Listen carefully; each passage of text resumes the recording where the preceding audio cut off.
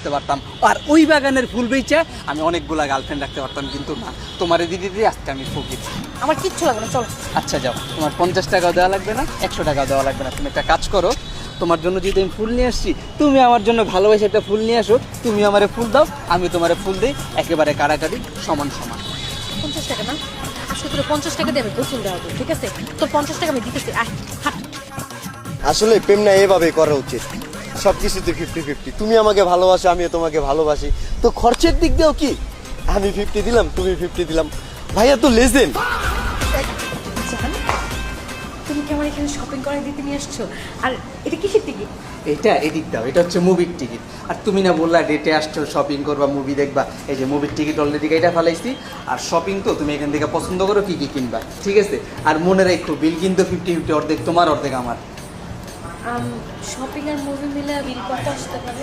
এখন বিল কত আসতে পারে, তাই না? এতদিন যখন আমার সাথে বেরিয়েছো তখন তো হিসাব করো নাই মুভি দেখতে কয় টাকা লাগে, শপিং করতে কয় টাকা লাগে। মুভির টিকিট হচ্ছে গিয়ে 2000, আর হচ্ছে গিয়ে তোমার শপিংয়ে ধরো 3-4 হাজার, টোটাল 6-7 হাজার। তো এই হিসাবে তোমার আস্তে আস্তে যেতে 4,000 টাকা। আমার তো এত টাকা নাই। আচ্ছা জান, একটা কাজ করি না, আজকে তুমি আমার মুভিটা দেখায় দাও আর শপিংটা করে দাও, তোমাকে আমি টাকা পরে শোধ করে দিব। না ধরো ঋণ নিছি তোমার থেকে আমি। ঋণ?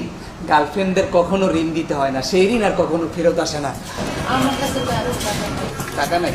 তাহলে এক কাজ করি, আজকে আমরা ডেট এই পর্যন্ত স্থগিত রাখি, আমরা কালকে আবার ডেট শুরু করবো, ঠিক আছে? চলো। রিক্সা ভাড়া 200 টাকা, ফুলের খরচ 100 টাকা, রেস্টুরেন্টের বিল 2400 টাকা, মুভির খরচ 1100 টাকা, ফুচকার বিল 150 টাকা, শপিংয়ের বিল 4000। এগুলো কি জান?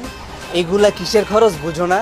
এই যে তোমারে নিয়ে যখন ডেটে বের হই, একটু হাঁটলেই তোমার পা ব্যথা হয়ে যায়, তখন কি তোমারে নিয়ে রিক্সায় ঘুরতে হয়, তারপরে একটু গেলে তোমার ক্ষুধা লাগে, তোমারে নিয়ে রেস্টুরেন্টে বসতে হয়, খাওয়াইতে হয়, তারপরে প্রতিদিন আসার সাথে সাথে 2-1টা করে ফুল নিয়ে আসতে হয়, তারপরে ফুচকার বিল, মুভি খরচ, এই খরচ ওই খরচ, এগুলো সব এই দলিলে লেখা আছে।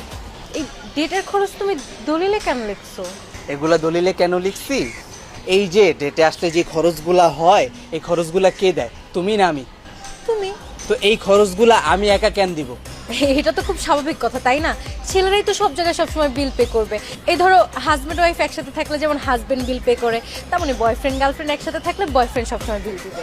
কোন বইয়ের, কোন অধ্যায়ের, কোন পৃষ্ঠায় লেখা আছে যে গার্লফ্রেন্ড নিয়ে ঘুরতে বের হইলে বিল সবসময় বয়ফ্রেন্ডরাই দিব? এটা লেখা নাই, বাট এমনি ধরো রুলস আমরা মানি আর কি, যে ছেলেরা সবসময় বিল পে করবে।